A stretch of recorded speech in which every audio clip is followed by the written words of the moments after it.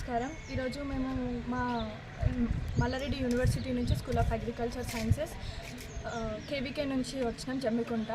మేము ఈరోజు పిఆర్ఏ ఇంకా కదలికపటం ఇంకా మ్యాట్రిక్స్ షాట్ సమస్యల చెట్టు అనేది గీయడం జరిగింది. పిఆర్ అంటే ఏంటంటే పార్టిసిపేటరీ రూరల్ అప్రైజల్.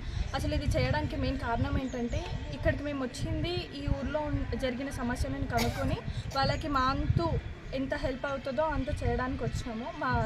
మా సార్ వాళ్ళకి చెప్పేసి ఇక్కడ వాళ్ళ సమస్యలను కనుక్కొని దానికి తగ్గట్టు మేము ఇక్కడ సమస్యల చెట్టును గీయడం జరిగింది.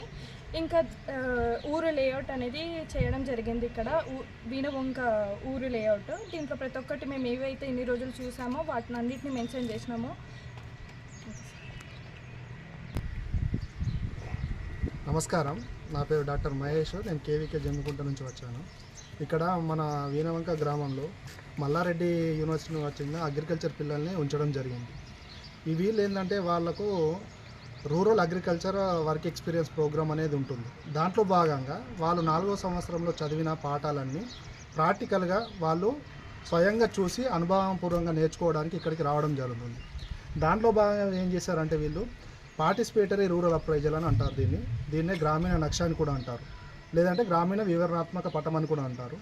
దీని ద్వారా ఏం చేస్తారంటే పిల్లలు మనకి ఇక్కడ గ్రామంలో ఉన్న వసతులు ఏంటి, వాళ్ళు గ్రామంలో ఉన్న వసతులతో పాటు సమస్యలు ఏంటి, ఆ సమస్యలకు గల కారణాలు మరియు అలాగే వాటికి పరిష్కారాలు తెలియజేయడానికి ఈ విధంగా మనము గ్రామీణ నక్షను వేసుకొని వాళ్ళ ఫార్మర్స్ ద్వారా తెలియజెప్పడం జరుగుతుంది. దానివల్ల ఏమవుతుందంటే ఒక ఊర్లో ఉన్నటువంటి ప్రధానమైన సమస్యలు గుర్తించడమే కాకుండా వాటికి కారణాలు వేసుకున్నట్టయితే ఆ సమస్యను పరిష్కరించడానికి అనుగుణంగా ఉంటుందనేది ఈ గ్రామీణ నక్ష యొక్క ముఖ్య ఉద్దేశం.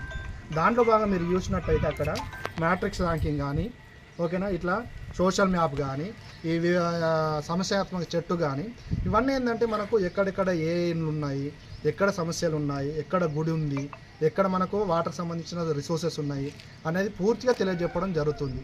ఇక్కడ చేసినటువంటి అగ్రికల్చర్ విద్యార్థులు చాలా బాగా చేశారు.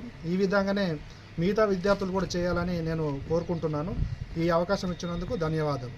అలాగే ఈ పిల్లలు ఎంత చక్కగా చేసినందుకు వాళ్ళకు కూడా నేను కేవీకే తరపున కృతజ్ఞతలు తెలియజేస్తున్నాను. దాంతోపాటు మా పిల్లల్ని, ముఖ్యంగా మా కేవీకే పిల్లల్ని వాళ్ళ పిల్లలుగా పరిగణించి ఇంత మంచి సపోర్ట్ చేసినందుకు గ్రామీణ రైతులకు అలాగే ఈ యొక్క ఇంటి యొక్క ఓనర్ ఇద్దరికి కూడా బాగా సపోర్ట్ చేసినందుకు ధన్యవాదాలు తెలియజేస్తున్నాను.